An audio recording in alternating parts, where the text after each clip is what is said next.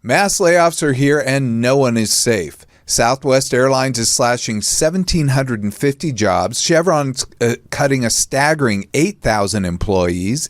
And Meta is dropping 3,600 workers. But these numbers pale in comparison to what's happening in the federal government, where over 100,000 government jobs are on the chopping block. The question just isn't who's next. It's what's next. Today we're diving into the psychological fallout for those laid off, for the survivors still clocking in, and for the managers left to clean up the mess. Today on Off the Couch. And welcome to Off the Couch, where psychology meets everyday life. I'm Dr. Greg Cason, psychologist, joined by producer Brian Gomez. Happy Monday, you guys. And also we have Noah on the board today. How's it going, everyone? Hey, Noah. Noah, have you ever been laid off? Fired? No, I haven't. I've Kicked actually to the been curb? a pretty good worker. I've been fortunate. Oh, well, it doesn't always matter if you're a good worker. A lot of good people are still laid off and cut from their jobs. But yeah, well, that's a good thing about being young. Yeah, I will say. But so today we're going to dive right in. This is the topic dominating everyone's discussion. It's dominating our news feeds. We're seeing all the stories. This is constantly coming up. But let's just talk about the federal workforce layoffs just to begin with. This is from USA Today. So these numbers are bound to continue to climb. But just as of November 2024, approximately 3 million people were on the federal payroll. 600,000 plus people work for the U.S. Postal Service, and that's beyond the 3 million. So, I mean, we have a huge amount. Actually, the federal government ends up being the largest employer in the United States, surpassing Walmart and Amazon. How about that? The Department of Veterans Affairs alone has 48,600 employees. The Veterans Health Administration is the largest sector in the VA. The smallest department, can you guess what the smallest department is? Brian, can you guess what the smallest one? Oh, you're looking at the graph. Yeah, you aren't going to be able to figure it out because the smallest one isn't even up there. What can you guess? You can do a process of deduction. For those listening at home, we just put up a graph on of all the workforces in the federal employees. But what do you think is the smallest department? What's the one that's been making all the news that they think is so evil? It's the Department of Education. Oh, I'm like, there's so many. That only has It only has 4,245 people. It's actually rather small for considering the size of, we have schools in the entire United States. We have 330 plus million people. I mean, we're kind of a big nation. We're very big. Does that kind of show why, society isn't as smart because it's such a small department? No, I think there are many other reasons for why society isn't as smart as it could be, but thinks it is. That's a whole different discussion. That's a Dunning-Kruger effect. And we'll have to come back to that another time. That's when people think they're smarter than they actually are. Okay, so where do federal employees live? Everyone thinks they live in Washington, D.C. Actually, 80% of federal employees live outside of the Washington, D.C. metro area. Actually, close to about 450,000 people live in the D.C., Maryland, Virginia area. That's the area that feeds the federal government in the Washington, D.C. area. So that is a lot of people. But the largest state by federal workforce can you guess the largest state? Isn't California? It is because it's the biggest state. It's kind of dumb. It's all the biggest states have the biggest amount of people. The bigger the state, the more the federal employees. But when you look at per capita, it's kind of interesting because California is really low when you compare it to other states, like where federal employees are about 1% of Montana's population. It's only about 0.3 of California's. So it's actually low down there. So it's just kind of cool when you look at it. Okay, the departments affected by layoffs. I actually think this is really interesting because the Internal Revenue Service, actually I have 6,000 here, but I think it's now approaching 7,000 layoffs that they're estimating for the IRS. So what would that happen with like our income taxes and all that? Ain't going to touch a thing. Ain't going to mean a thing. What it's going to mean, because they actually they're going to still go after the low guy. They're going to still say, you owe money, and they're going to still come after you and send you bills. A lot of that's automated. But what they won't do is have people to answer the phones when you have a problem or deal with things. And what it's also going to mean is they won't have enough investigators to go after the big cheats. And the big cheats are the ones who really advocated to have the IRS cut. So the big cheats are like the big, people with a lot of money.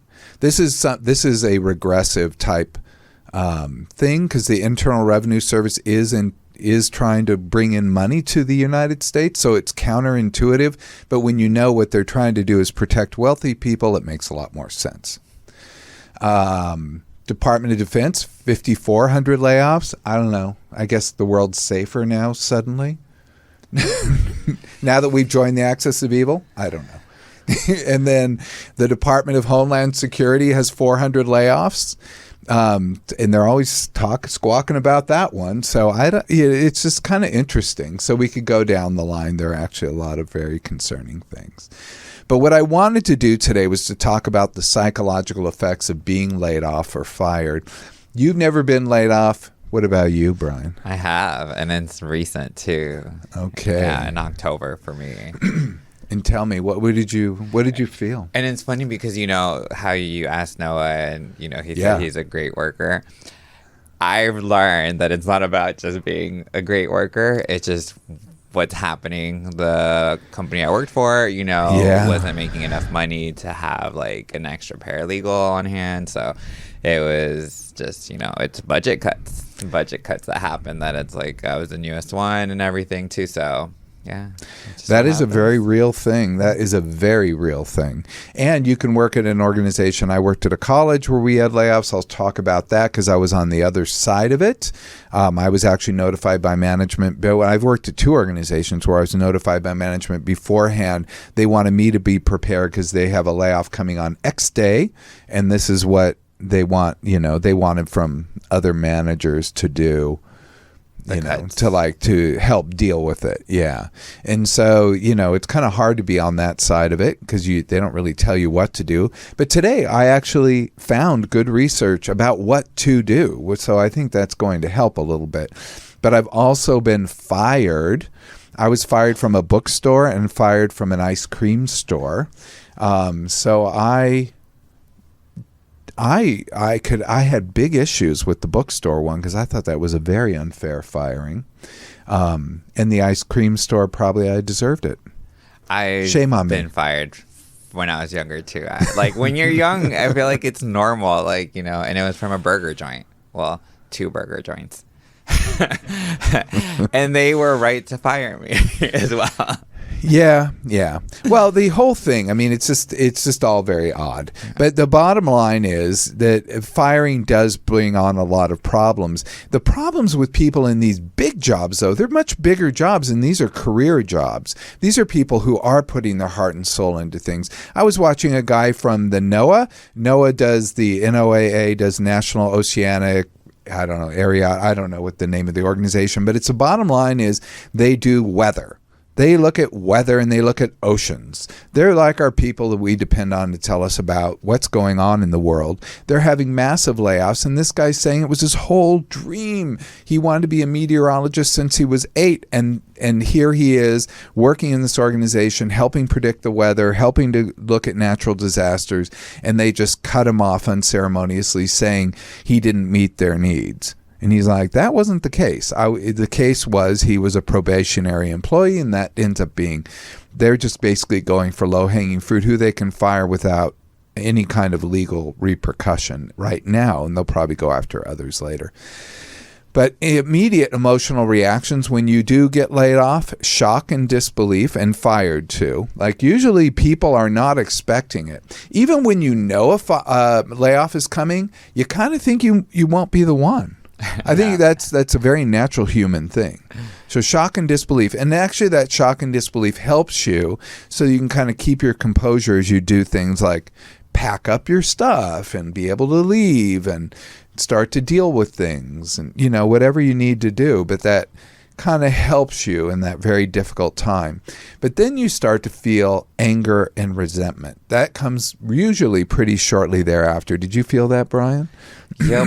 Yeah, I feel like you saw it too. Like you saw me deal with it a little bit where, yeah, it sucks. Nobody wants to be laid off, and like most people aren't really prepared to be like, just jump into a new job, especially when it's unexpected. No, and there's an economic reality to that. I'm not going to even talk about economic reality, but is one of the biggest issues, because when we don't have economic security, almost everything else is hard to do. When we don't have security, and most people are living paycheck to paycheck, I'm embarrassed to say, count myself among them. Same. I learned if you're listening, save money, get a savings account. Yeah, no, I'm in a better position than, certainly perhaps you, or certainly the 30-year-old self, or my 40-year-old self, or my 50-year-old self. So, I could say I'm in a better position, but I've always had that, kind of just what you need to do, what you need to do. Pay rent, food, car, blah, blah, blah, blah, blah. So you feel anger and resentment, and that actually ends up being a healthy negative emotion, because what that generally helps people do is to be able to start to take action. But if they start to fill with rage, it can go the opposite way, and they start to do things to thwart their previous employer. And then we talk about going postal. I worry about that for federal workforce right now. Do you know what going postal is? I was going to ask you that. Neither of you know? No. Is this an old people term? It is an old people term. I can't believe it. I'm so shocked. So going postal was, back in the day, there was a whole bunch of, at the time, postal workers who were getting fired or laid off, and some of them went back and shot up their previous workplace. So that they started to call it going postal, and then they had other examples of it from the corporate world and things, but that term held. They still said going postal for when people go back in and shoot up the place or to shoot their previous manager. It's a bit like a school shooting, excuse me, where they go after the previous person. That's insane. I had never heard of that, but do you think that would be something that would happen? Because, it's happening. I don't think it'll happen on a wide basis, but I do think it has the danger of happening because they're not doing things in a very helpful way. There are ways to do it to mitigate damage. So if you start to get somebody who's psychologically predisposed to blame others and then doesn't see any kind of normal or helpful coping mechanism, sorry, I don't know what's suddenly happening here, that they will start to, I feel like that teacher you had in school who suddenly got a bubble in her throat. And then she was talking and the whole class is distracted by that weird tone she has in her throat. You don't hear a word out of her mouth. Do you know this? Yes. Yes. So anyway, that's me. So I do believe, what was I saying? I got distracted by my own bubble. About the postal shootings. Yeah. And you don't think it's going to happen? I don't think it's going to happen on a wide scale, but I do think we need to be concerned because there are people who do have, let's say, higher levels of paranoia and externalization of blame and may not have good coping mechanisms. So they use, let's say, destroying others as part of their blame. Remember, we look at anger as someone else did something wrong. They're a bad person for having done it, and they need to be punished or taught a lesson. That third one can escalate in quite a big way. Punished or taught a lesson could be, I'm going to write a bad letter or put a negative review on Glassdoor, but a punished or taught a lesson could escalate to the most vile thing. Well, we saw Luigi with the, That would be an example of, CEO. Yes, I wouldn't call that going postal because he wasn't an employee, but he was someone who's affected. Gotcha. I'm going to put in a lozenge. Thank you. So I have a better thing. Okay. Example, a high-level achiever may struggle with identity after layout, and that's because they also start to feel embarrassment and shame. So, you feel embarrassed and shame, and once you stop blaming others, you start to look at yourself, and then you think, is it me? Am I the bad person here? Is it how I smell, what I look like, what I do? Well, the stigma behind it as well, even how Noah brought it up, like it sounds like, you messed up and they like fired you for a reason, when we really know that layoffs aren't like that. But it does affect you where it's like, what did I do? Like, what did I mess up so bad that I couldn't, stay on? Exactly. Yeah. And what's the answer? I don't know. Or you look at small things, but your mind is all constantly going back and forth. So we get filled with all these problems, and then you start to probably feel this psychological stuff, the anxiety and stress. What's the future hold? Can I get another job? How am I going to pay these bills? Am I going to be able to stay in this apartment? How am I going to pay my kids' child care, et cetera, et cetera? That starts to really ramp up. And, food. How am I going to feed my kids? Also, depression and hopelessness, like thinking I've already failed. That's a big depressive thing. Feeling worthless, helpless, hopeless. And hopeless is the worst one. And even feeling defeated. And when someone feels defeated, they actually will stop taking action. It's one of the worst things they could possibly do.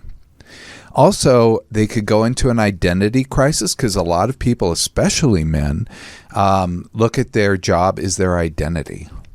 And so you could start to question things. And you have a fear of future failure, which could make you tough in interviews because you could think, oh no, what if they don't like me? Blah, blah, blah.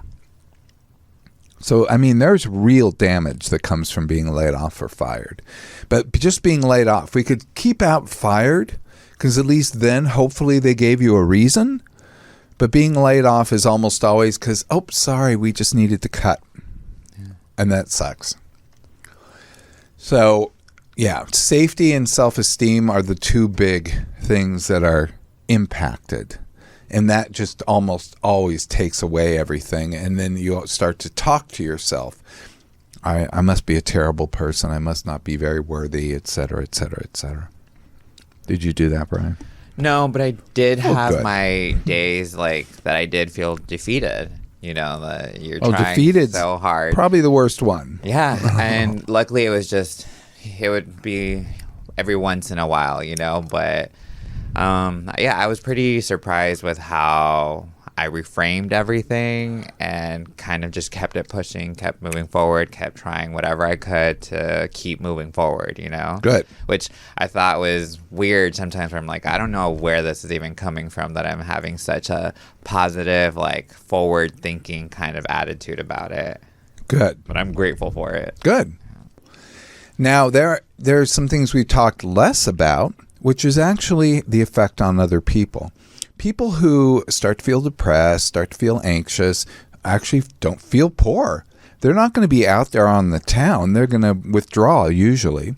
So they pull away from other people. They have less social support suddenly because a lot of our social support comes from work and our work friends. But we also don't have money to go out to the movies or do things or go out to dinner. It can also cause strained relationships at home, especially if there's one person who's saying, I need you to pay half the bills or I need you to pay all the bills, whatever it is.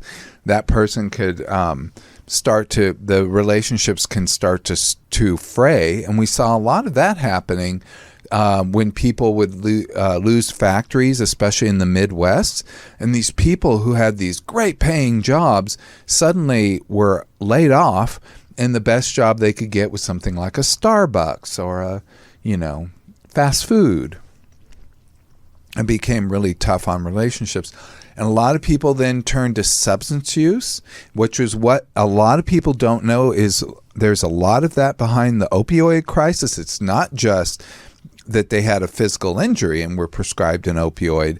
A lot of people turned to it eventually in these impoverished areas. For different reasons. So it wasn't just the pain patients, but the pain patients were a big part of it.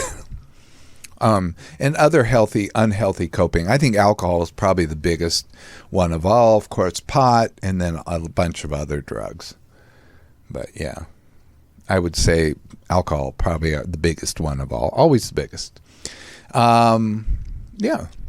So long-term effects on mental health, this can be the biggest one of all. This is probably the most unfortunate, is you can have a career paralysis. You could actually stop like your movements in your track or start to really doubt yourself. You can start feeling an imposter syndrome.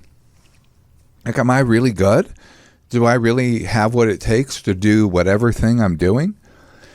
I mean, and that's very, like, that happens because I don't know exactly how to explain, like, the whole job market right now because... I don't think anyone does. Yeah. I mean, I have a good resume and, like, I can do so much that I was having a lot of issues with landing anything. And it wasn't me applying regularly. It was me having friends within companies like push my resume and everything up to like who needed to have eyes on it, and still nothing was happening. I hear that so much. I hear that from my clients. I hear it from everyone. Yeah. I've not heard someone say, oh yeah, getting a job is easy. That is not the case. But usually it would be. It used to be. Yeah. That I'm like, I don't know what's happening in the world exactly, that it's like it was. Well, I think there's a lot of economic anxiety. I think that accounts for some of it. Mm-hmm. That a lot of workplaces now with tariffs, with the economy sort of unsure, with all these massive layoffs, prices soaring, and once we have big layoffs like this, it's going to have a ripple effect in the economy. You realize, I saw in the Research Triangle, Raleigh-Durham, North Carolina, they're estimating 17,000 jobs lost just from the federal layoffs, like just right there. 17,000 people may not sound like a lot in a two-city combination. That's not the biggest area. And 17,000 people who now no longer have an income, 17,000 people who need a job and have to go find something, that's a lot of people. And it's going to have a ripple effect. Plus, it's going to be a big toll on the state economy because they have to file for unemployment. They have to get health care somehow. Maybe it'll come out of Medicaid, but now that's on the chopping block. So it's almost like the rug is being pulled out, and that's what's really scary. From everyone. From a lot of people, from the whole nation. It's one thing, too, because I lived here in California, and we had a big aerospace downturn.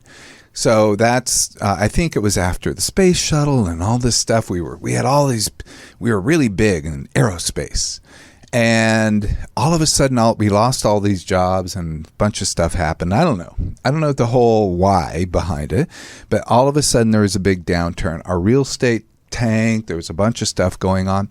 But if you moved like up north or to another state, you were going to be okay. Or you just weathered it out here, which is what most people did, of course.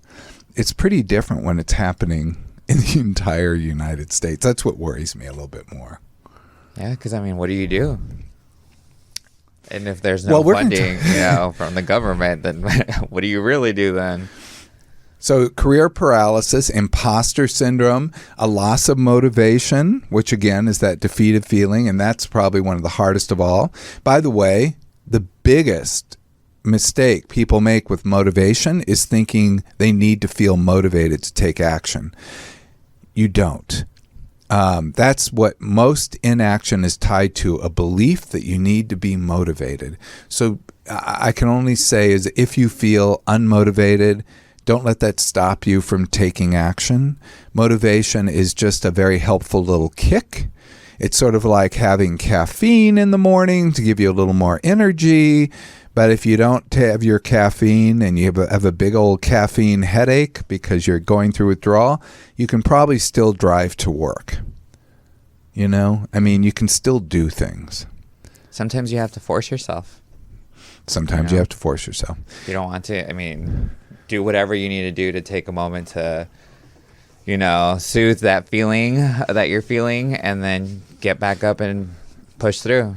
And then once you stop, you stop. Right. And then there are going to be people, I hate to go into PTSD here, but sometimes there will be people who will have to deal with it. I would think it'd be a small amount, but it is a threat to their livelihood and maybe their family's livelihood.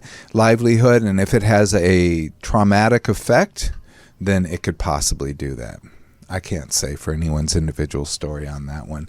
It could also have the opposite effect, where people use basically that grain of sand to make a pearl, to use a oyster reference. So coping strategies and psychological resilience. Number one, if you're laid off, acknowledge the emotional impact. I think this is one of the most important things. Be able to say to yourself, that sucks. I hate that. Don't give yourself platitudes like, if you feel sad, feel sad. If you're angry, feel angry. Just be what it is. It'll help you to process the emotion. 2, reframe the experience. Sometimes it's helpful to look at that, although you're very upset and disappointed, maybe the new administration's not a place you want to be working. Maybe they don't share your same goals. Maybe you want to do something more aligned with your goals somewhere else. And it might take some time, but you want to be able to look at that. Yeah, it was as best you can do.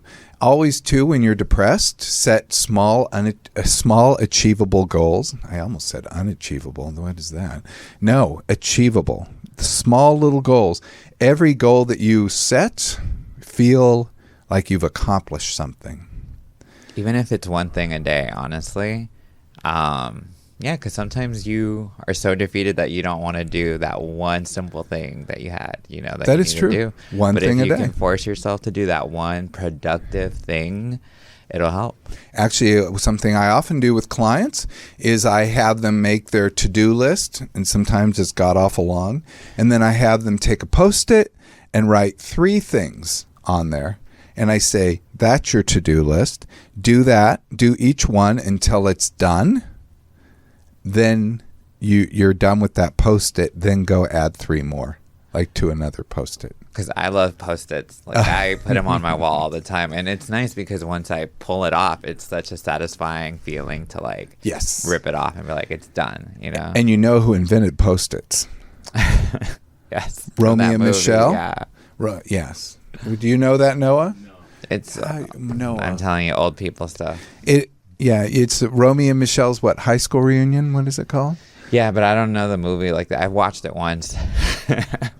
It is truly, I want to say, a work of art and a must-see, because you see 2 incredibly positive young women who live by Venice Beach and go to their high school reunion and tell everyone they invented Post-its. And all the fallout goes from there. So anyway, okay. And then seek social support. Don't disconnect from other people. Financial planning also. That's a big thing. I'll stop at that. And develop new skills if you have to. Like if you're working in the coal industry, you can keep working in the coal industry, but see what you can do to develop other energy, perhaps. I hate to be so glib, but, other energy sources maybe, or something where there might be other jobs. That's not always easy to do. It's hard to teach an old dog new tricks. Not always because it's impossible to teach the old dog new tricks, because the old dog kind of gets set in their ways. Like if you told me I couldn't be a psychologist and that I had to be something else. A mechanic? A mechanic! That's great. Because I'm terrible. You have an electric car, so I don't know. I have an electric car. I like it all behind a black box. So I have an electric car. So yeah, I would be a bad mechanic. And it might be a really tough slog for me. But if I had to go to law school, I probably would be okay with that. And maybe it's a good time for people to go after a career they've always wanted. Yeah. They've never gone for. Yeah, that's true.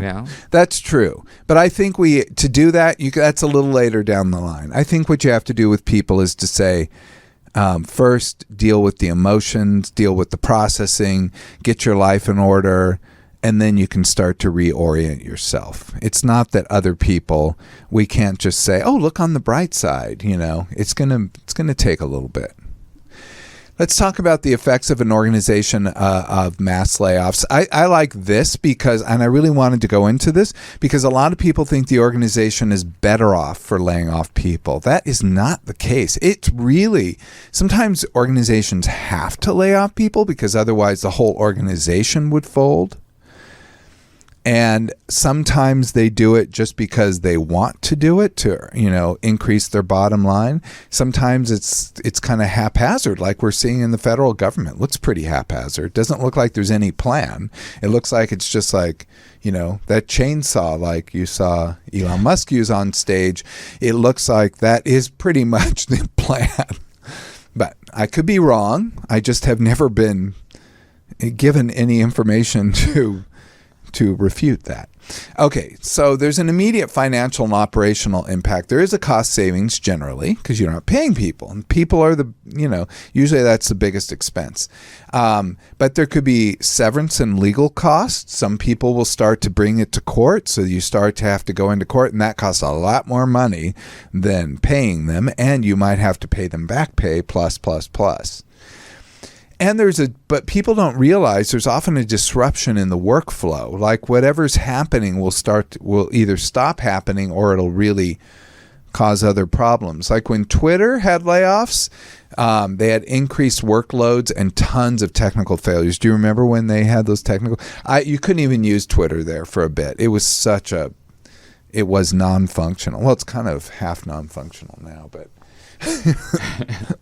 now it's just. It's like going to a once really cool resort and finding out it's been graffitied and taken over by the natives or something. I mean, that sounds awful, doesn't it? I was trying to be, that sometimes things can fall into disrepair. So, effects on remaining employees. There's survivor syndrome. Guilt. Survivors feel bad for the laid off employees, and they do. I remember being on that side of it, being on the survivor syndrome, and it had a profound effect on the entire organization I was with. Like people talked about it, they felt bad about it. That was one of the biggest things.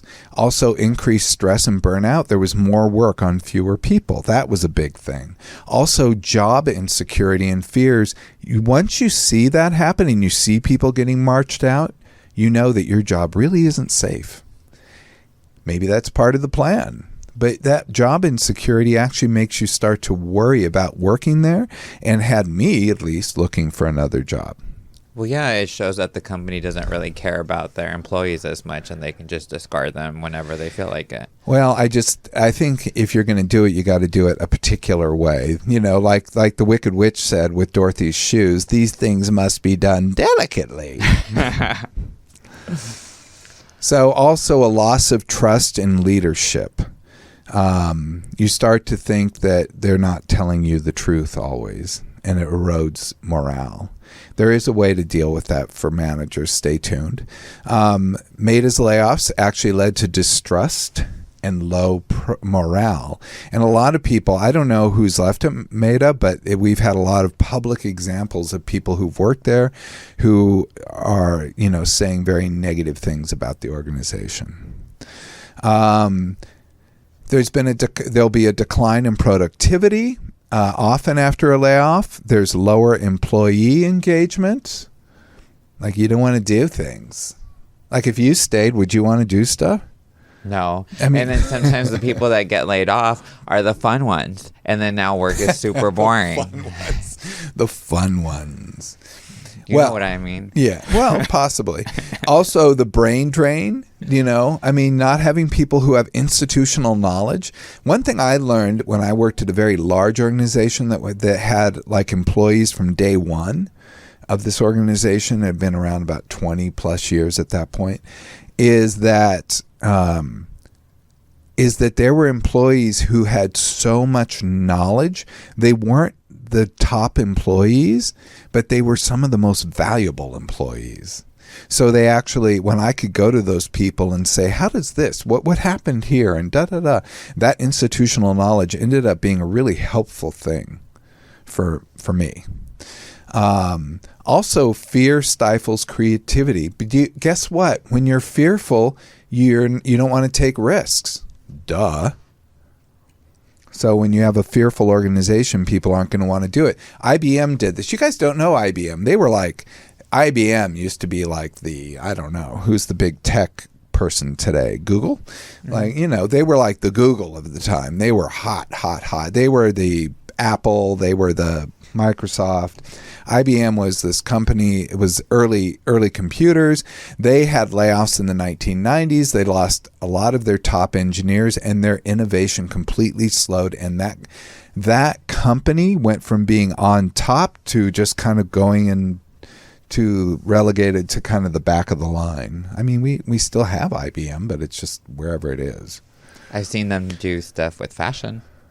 No. Yeah, like in some fashion designs, like, yeah, they work together with fashion designers, but other than that, I don't really know. Well, good for them. I'm glad they're taking a new tack. Also could have a negative cultural and brand impact. Toxic workplace culture could develop. There could be reputational damage. This is what I think about the federal workforce. A lot of people take those jobs. They don't pay as much as private.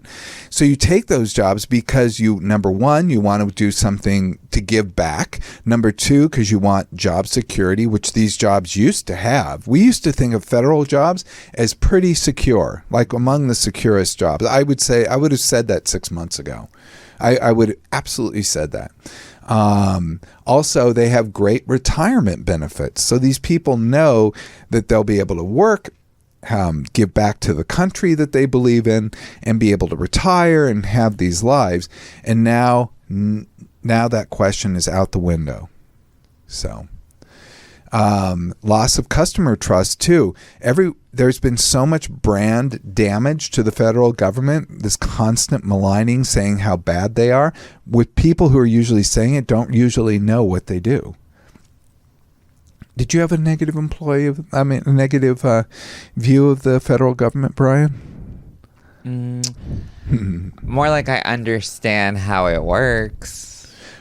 Well, you worked in one of the branches. Yeah. Which was, you worked in the military. Yeah.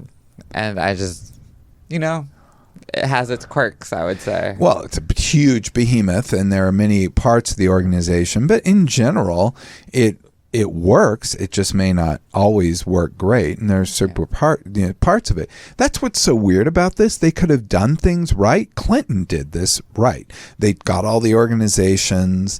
I think I have a graph about the workforce, and it's kind of held about the same number across time.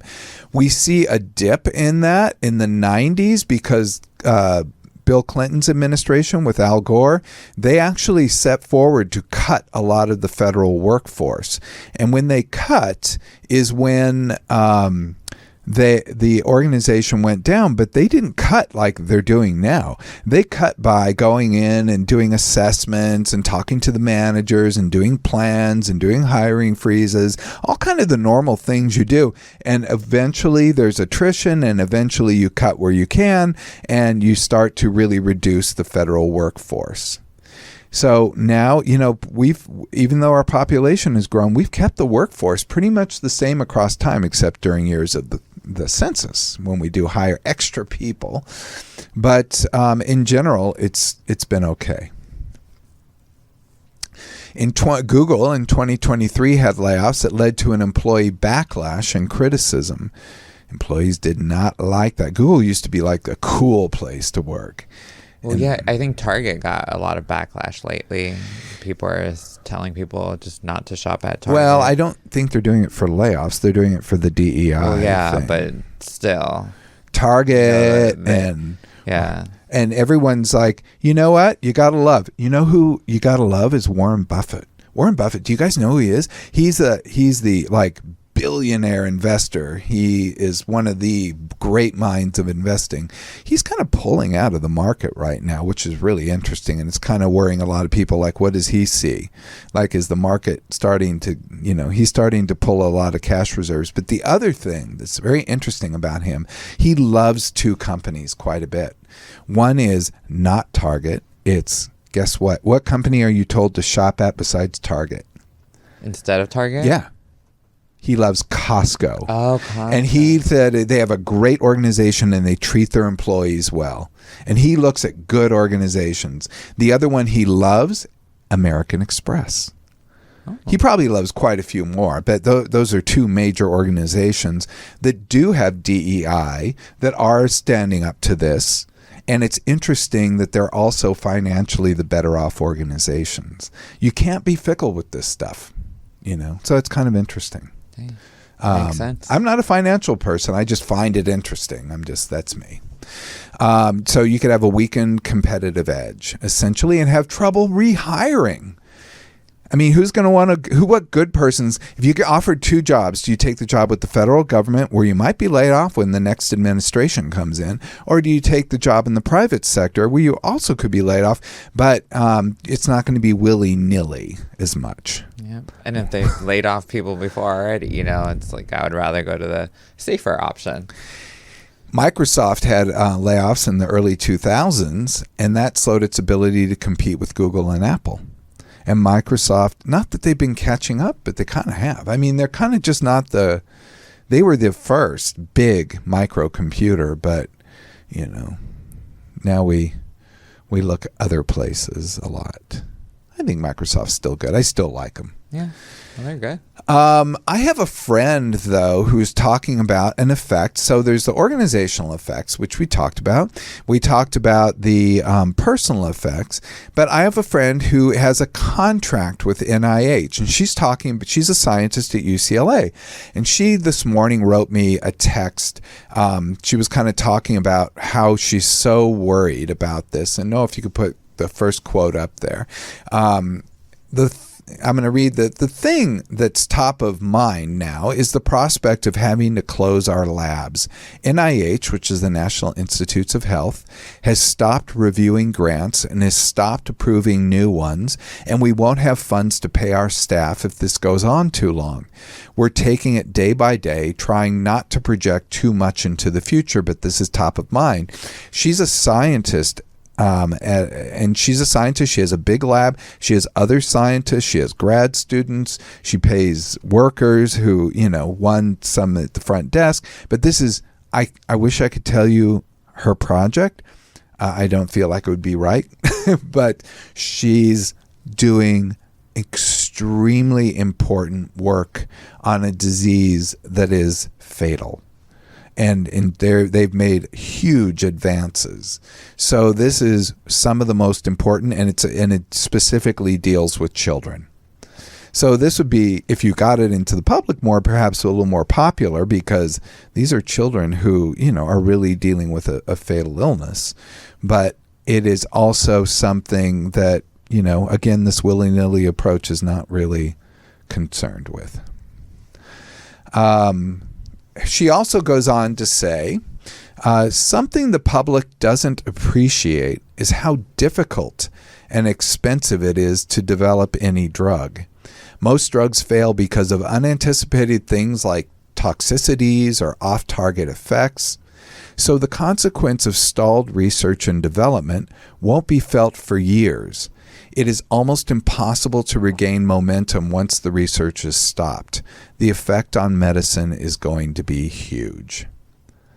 That's scary. And this is just a personal communication. She didn't know I'd put these quotes in. I'll have to tell her later. But I thought they were extremely important statements coming from someone who really knows.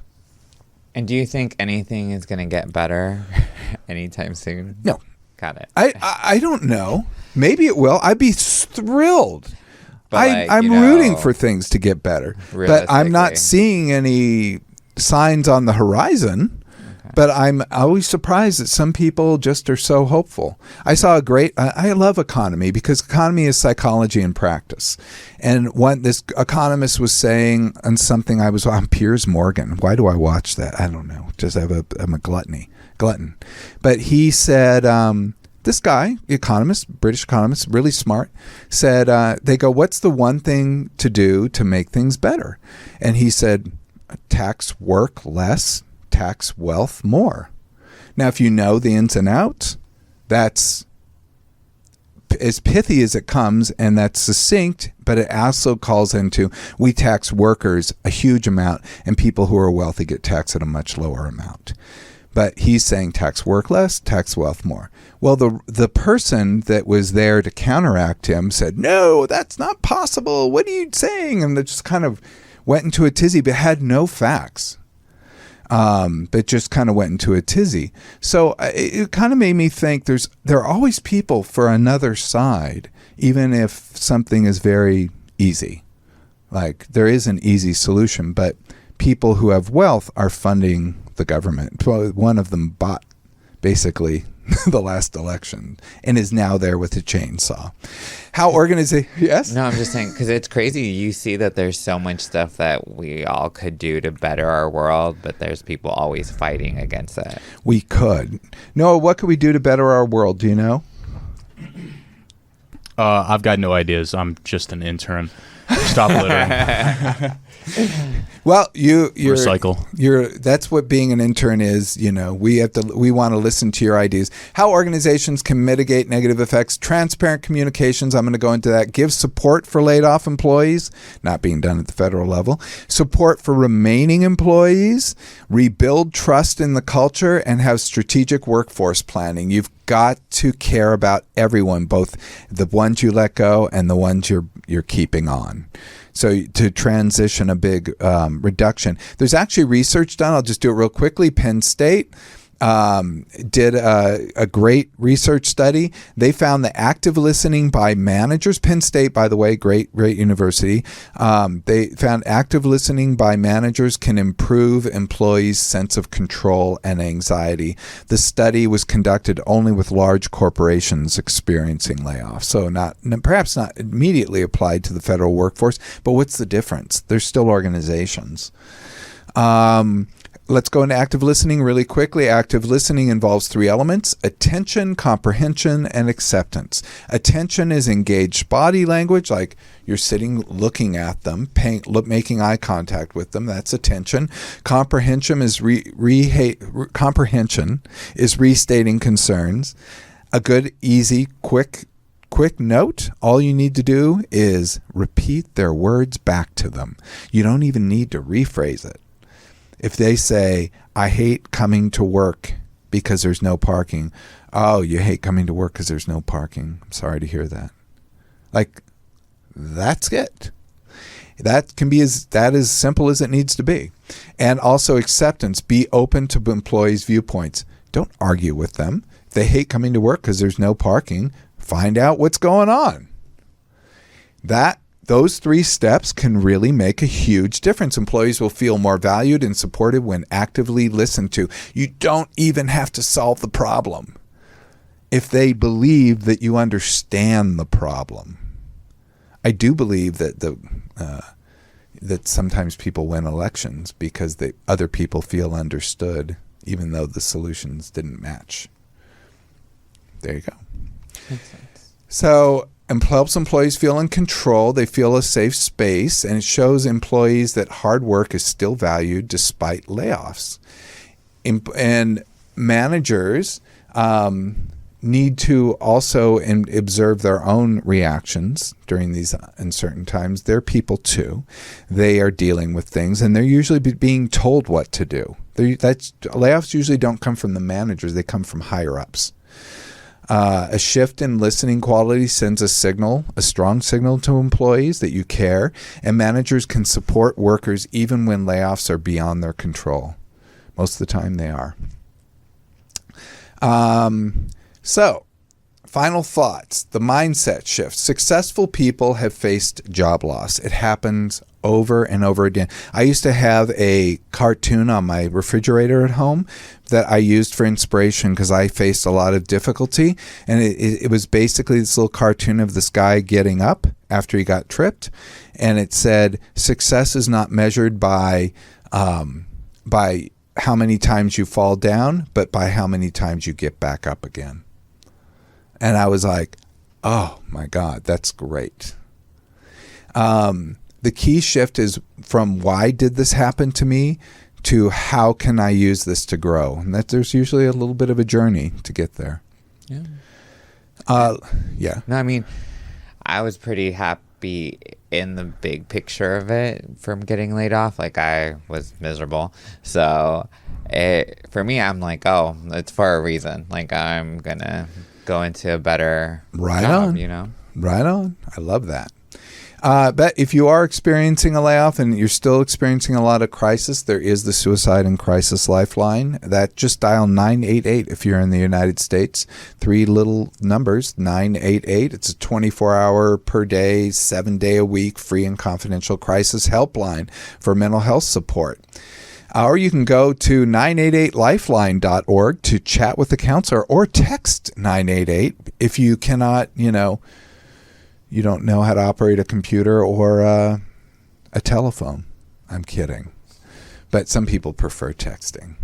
Oh, thank you, Noah. You put the graphic of 988 up. I really appreciate that. But that brings us to the end of the show for today. A reminder to like, subscribe, give us 5 stars. Links to the studies go to the YouTube page, youtube.com/Dr. Greg. Also, if you have questions and topics, hit us up at Ask Dr. Greg. This is Dr. Greg, Brian, and Noah saying farewell.